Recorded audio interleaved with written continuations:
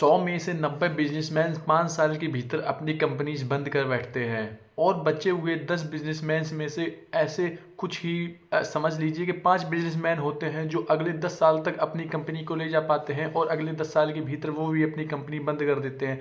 अब बचे हुए 5 बिजनेसमैन हैं, उनमें से ही शायद दो बिजनेसमैन होते हैं जो अपनी कंपनीज को 15 साल या उससे ऊपर ड्यूरेशन तक चला पाते हैं और वही बिजनेस केवल सफल होते हैं। तो कहने का मतलब है केवल 100 में से 2 या 3 बिजनेस लोग मैन सफल होते हैं। तो अब आप सोच रहे होगे कि ये बात मैं आपको क्यों बता रहा हूँ, क्योंकि शेयर मार्केट में अगर आप पैसा कमाना चाहते हो तो इस चीज़ का आपको पता होना बहुत ज़्यादा ज़रूरी है।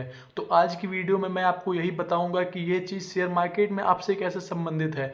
नमस्ते दोस्तों, आज मेरा नाम है अभिनव और मैं आज की वीडियो में डे 27 में आपको यही बताऊंगा कि बिजनेस मोड क्या होता है। ये शब्द हो सकता है कुछ लोगों ने बहुत पहले सुना हो और कुछ लोगों को इसके बारे में जानकारी नहीं हो। तो ऐसा क्या कारण होता है कि 100 में से 95, 96, 97% कंपनीज होती है 15 साल के भीतर अपना बिजनेस बंद कर देती हैं।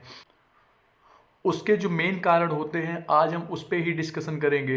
तो उनको हमने कुछ पॉइंट्स में डिवाइड कर लिया है, तो उसको हम पॉइंट वाइज पॉइंट समझेंगे और फिर आपने जिस कंपनी में इन्वेस्ट किया है या फिर आप जिस कंपनी में इन्वेस्ट करने जा रहे हो तो उसमें आप उन चीज़ों को चेक कर सकते हो, जज कर सकते हो। देखिए, पहले मैं एक बात आपको पहले ही क्लियर कर दूं कि बहुत सी कंपनी ऐसी हैं अभी ऑलरेडी मार्केट में, ऐसे बहुत से शेयर्स हैं कि जो भरोसा है जिन पे कि भाई जो बंद नहीं होंगे। जैसे कि टाटा की बहुत सी कंपनीज हो गई, रिलायंस इंडस्ट्रीज हो गई, इन्फोसिस, बहुत सी कंपनीज है, लेकिन भाई फिर इनमें आपको वो रिटर्न भी तो नहीं मिलेगा, है ना। मेन बात ये नहीं है कि भाई कंपनी सेफ है, लेकिन सेफ के साथ हमें रिटर्न भी तो चाहिए।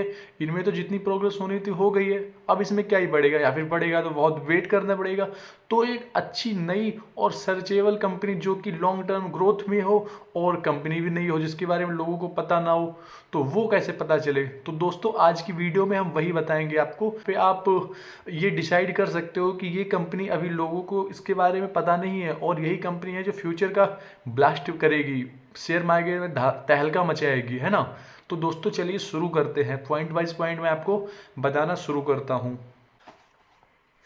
हाँ तो दोस्तों, वो जो पॉइंट्स हैं वो कुछ इस तरह से है। सबसे पहले कंपनी की ब्रांड पावर होना चाहिए, जैसे कि वो कंपनी अपने आप में एक ब्रांड होनी चाहिए। ये चीज़ आप सर्च कर सकते हो, पता कर सकते हो कि भाई अगर ब्रांड है ना, है कि नहीं है। आप गूगल सर्च कर सकते हो, आप यूट्यूब पे देख सकते हो कि आप जिसमें इन्वेस्ट करने जा रहे हो वो ब्रांड होना चाहिए।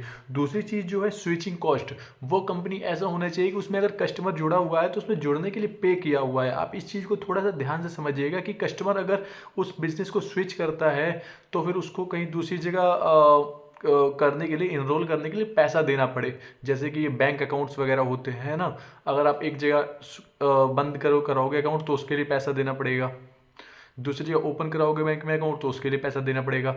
तो फिर इस केस में कस्टमर्स बहुत कम ही लीव करते हैं बिजनेस को। और सॉफ्टवेयर्स वगैरह हो गए, है ना।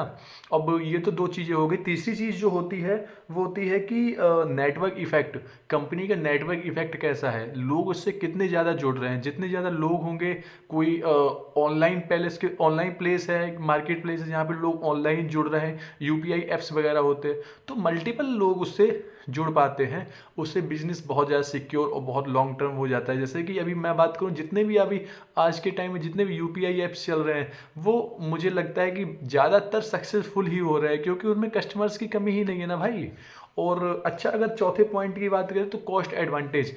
कॉस्ट मिनिमल देना चाहिए अपने कस्टमर्स को। अगर ये मिनिमम कॉस्ट प्रोवाइड कर पा रहे हैं, अच्छा बिजनेस चलेगा इनका, है ना।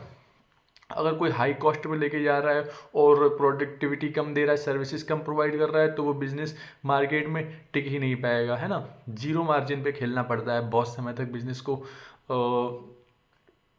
रन करने के लिए, रूट पे लाने के लिए। जो अगला पॉइंट है वो है गवर्नमेंट लाइसेंस। बहुत सारी, मतलब बिजनेस में ऐसा बिजनेस होना चाहिए, सीधे शब्दों में समझो, कि जिसमें अगर कोई बिजनेस में एंट्री करना भी चाहे तो उसके लिए बहुत मुश्किल हो, बहुत सारे उसके लिए लाइसेंसेस वगैरह, बहुत सारे अथॉरिटीज़ उनको क्रॉस करना पड़े।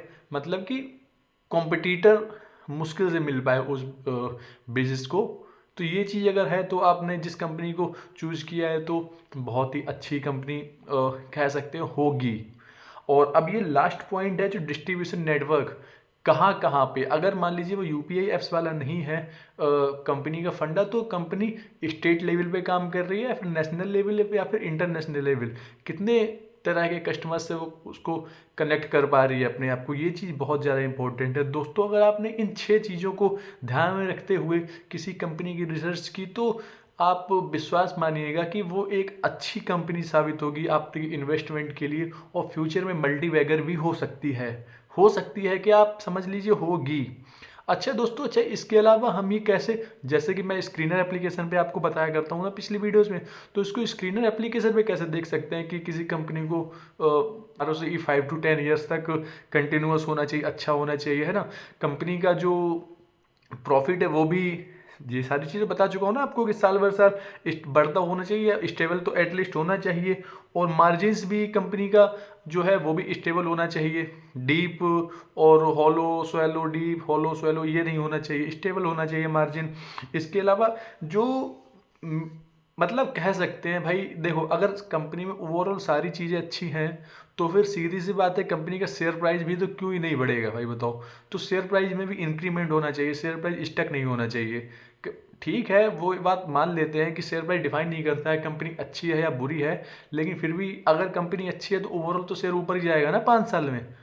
ये कौन सी भाई डेफिनेशन हो गई कि शेयर प्राइस तो ऊपर जा नहीं रहा है और कहने के लिए कंपनी बहुत अच्छी, नहीं, कोई कुछ नहीं अच्छा है। तो ये भी एक पॉइंट हो सकता है कि भाई आपको ये भी देखना है कि शेयर में ग्रोथ होनी। आपको वीडियो पसंद आई हो और वैल्यू वर्थ इट लगी हो तो आप लाइक ज़रूर कर दीजिएगा, और चैनल को सब्सक्राइब तो होप आपने कर ही लिया होगा, और नहीं किया हो तो इसको सब्सक्राइब कर लीजिए, जिससे कि मैं लेटेस्ट वीडियो आप तक पहुंचा सकूं। और मिलते हैं दोस्तों अगली वीडियो में। एक बात और है कि आप इसको अपने जो नोन है या फिर जिसको लगता है कि आप जिसके साथ मिलके इस जर्नी को कंटिन्यू करना चाहते हैं, तो उनके साथ शेयर कीजिए, तो ज़्यादा अच्छा रहेगा इसमें। चलिए मिलते हैं अगली वीडियो में, धन्यवाद।